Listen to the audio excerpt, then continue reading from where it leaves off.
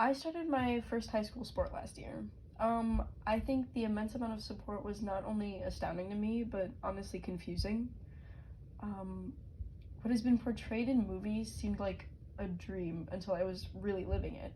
I got stronger, I pushed my limits, and I grew my endurance while opening my mind to new things. With all these new experiences, though, also came the darker aspects. The competitiveness that forced our coaches to mention that even if someone else beats us, it wouldn't take away from our own success.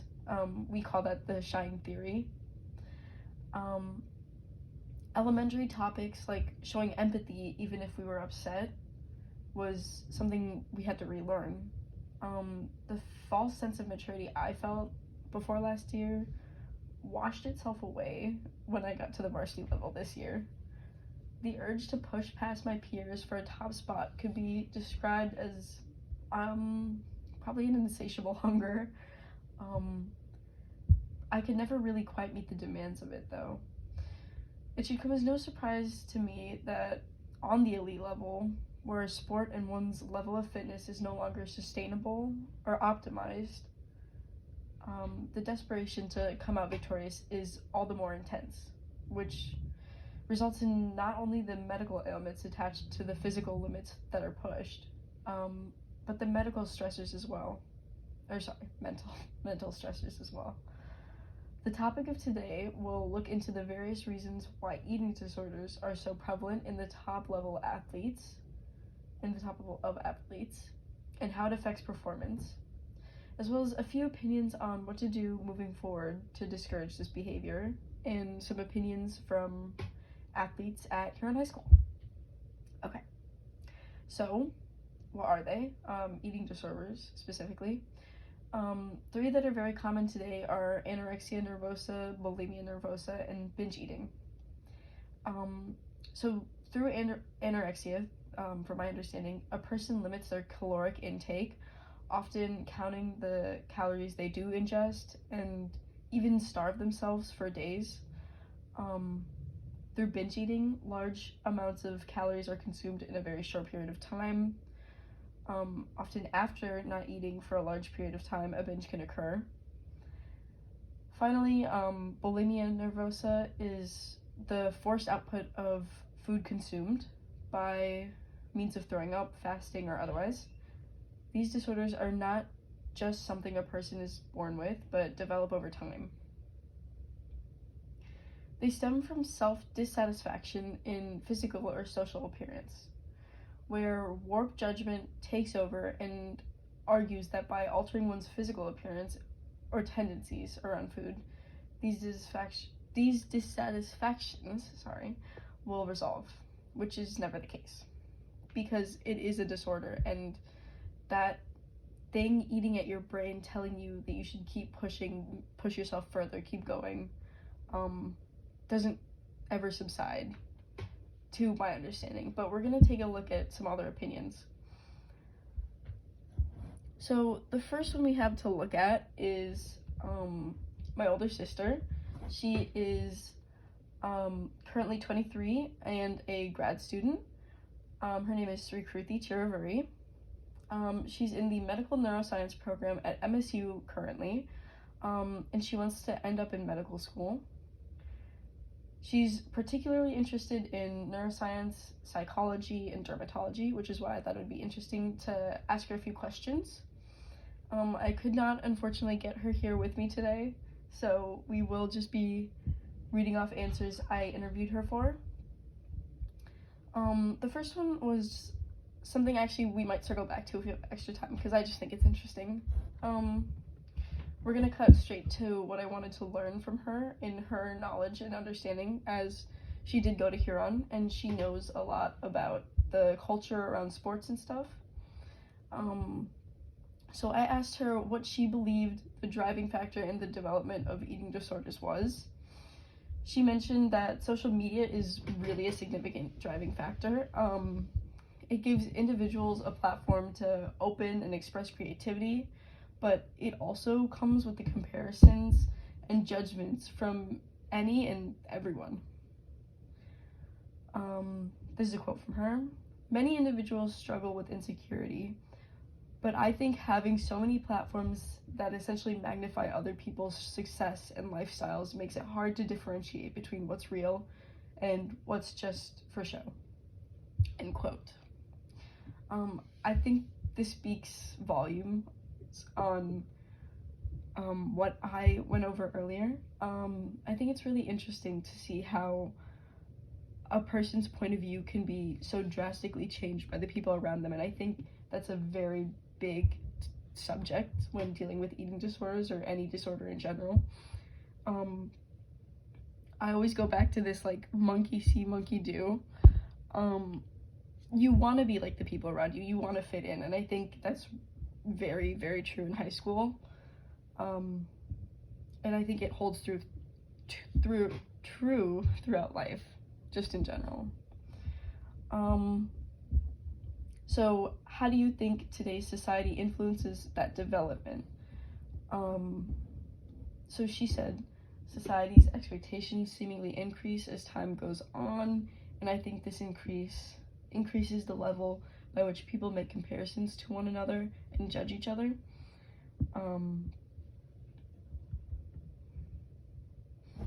So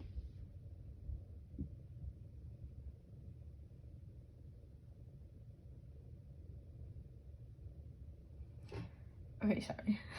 I lost my doc. I didn't know where it went. So I think this just agrees with the point I was making earlier about how societal expectations really do affect people individually, and as much as it might be for show or for keeping up an aesthetic, it'll still come down to the people seeing it are still affected by your content. You should really consider what you're posting. I think that's like the unmentioned part of eating disorders is that you are, by posting stuff like that, you are like just in general and not really considering what you're posting. That's like also a contributing factor because you don't know what situations the people around you are in. So it's good to keep those in mind when you're posting. I think that's just something to keep in mind. I asked how she thought disorders compare from athletes to non-athletes, asking her if the numbers would be similar or different. She answered back, assuming that athletes struggle with eating disorders much more frequently due to the constant pressure they're under, especially at the professional level. I didn't even mention this to her, but it's interesting that she brought it up.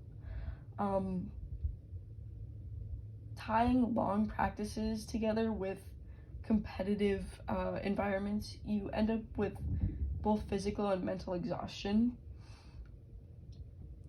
likely ending with the number of non-athletes suffering from eating disorders increasing because, again, monkey see, monkey do. You have this society where eating disorders are common. Everyone's going to start seeing themselves in that light and wanting to be like the people around them. And even if they don't want to have an eating disorder, the characteristics tied to developing an eating disorder can stem from the situations where people develop one, such as like posting online, as we saw earlier. My final question for her was, why might eating disorders be more prevalent in the top level if it is so counterproductive to mental and physical like limits that need to be met or pushed. So people who fall under the top level category often have these high expectations of themselves. And again, this pressure is always building to be number one, to possibly be attending classes, to get good grades, all of these different stressors added with the fact that they need to push themselves, and if they can't perform correctly, they need to find some other outlet to help them.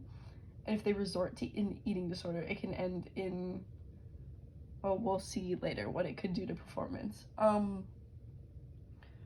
Some people, she mentioned this, that some people focus more on what they're doing well rather than taking care of themselves, which can end up with dangerous consequences, of course. So you might be seeing a really good performance by continuing to starve yourself, for example, but in the long run, this could end in a burnout very quickly, lack of energy, etc., that comes with anorexia. Okay, and then I wanted to learn more about how this truly affects performance. So I went to my older brother, Srikar Chiravari, and to get to know his relation with sports a little bit better. He is an athlete. He rode for Huron Crew. He ran at in the middle school level. He coached Huron Crew, and he also majored in neuroscience and was pre-med for a little bit. So I also wanted to know his specific athlete training and what level of training he did at Huron Rowing Association, which is shortened to HRA. He said he did about 8 to 10 years of coaching, continuing even today, at the scholastic varsity level, which is just the high school level. My main question was, how easily can performance be affected by mental challenges such as eating disorders? And I thought his insight was fairly expected. Everything can be impacted by one's outlook and their mental outlook specifically, challenges or otherwise. Sports medicine also tells us very similar things. And then I also wanted to know how eating disorders impact a person's performance physically and mentally specifically. And I think this is an interesting thing he mentioned. He said, quote, "The brain and the gut are very closely related. Physical and mental performance, in parentheses, in sports or otherwise, end parentheses, go hand in hand with one another, like form and function. An eating disorder disrupts the natural balance by shifting one's perception of food from one of nutrition and health to physical appearance and a drop in measurable performance." End quote. For me, because I do row, and this is something he mentions a lot when he does coach, it was interesting to take a step back and realize that sometimes I find myself taking part in trying to alter things about me so I can hopefully try and make my performance just a little bit better that day. And I think for athletes on this varsity level, paying attention to the nutrition instead of what might be on a scale or what the people around you are doing, keeping in check with yourself and your personal needs is the most important thing. And the last piece, I might have to cut myself off here because I'm running out of time. I took some data from different athletes at Huron High School. I'll attach the survey in the description.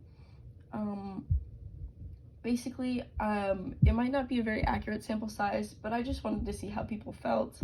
So if you hear me clicking, I'm looking at the survey. So I had about 23 responses, and there's a variety of sports. Mainly varsity level players were asked to fill out this questionnaire. My main questions were to see how they felt and how their experience during practice would be and how prevalent eating disorders might be for them, even if they're not at the very top level of their sport, as in Olympic level or national level, etc. But still to be at like the varsity level at a high school, what they have access to, etc. So I asked them how competitive they believed their sport was, and 100% of responses were, this is a scale from 1 to 10, 10 being the most competitive, 100% of the responses were over 6. So the responses ranged from 6 to 10 in terms of difficulty, which is not surprising to me. A lot of the sports at Huron are competitive. What I didn't expect was a lot of that competitiveness stemming from very small sports. I feel like that should have been a given, knowing that smaller sports usually have a closer knit group of people, meaning there's more room for competition. And then I asked, do you believe this competition is healthy? Are you benefiting from the environment around you during practice? And this was a free response question, so I'm just going to read off a few of these. I'm not going to list names. I wanted to keep it anonymous. So a few of the ones I saw were here. This is one I liked. Yes, the environment around me is mostly positive, but sometimes people can be mean or rude. So that was one person's outlook on this.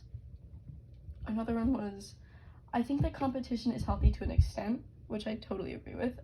They continued by saying, I benefit from the competition by being motivated to achieve more and do better, and also by other peers pushing themselves to do better. Creates an overall faster team. However, competition can add stress on individuals and create toxic environments if competition is too present or it is corrupted.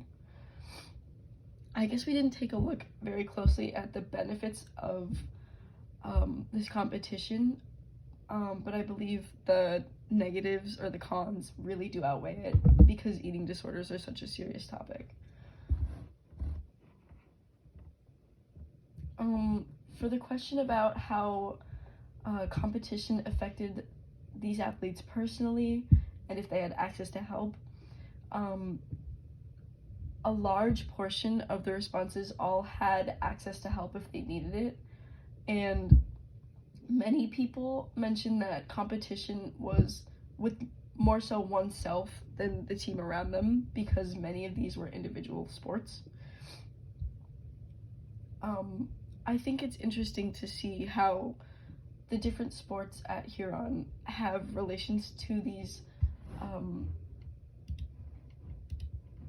almost, how do I word this?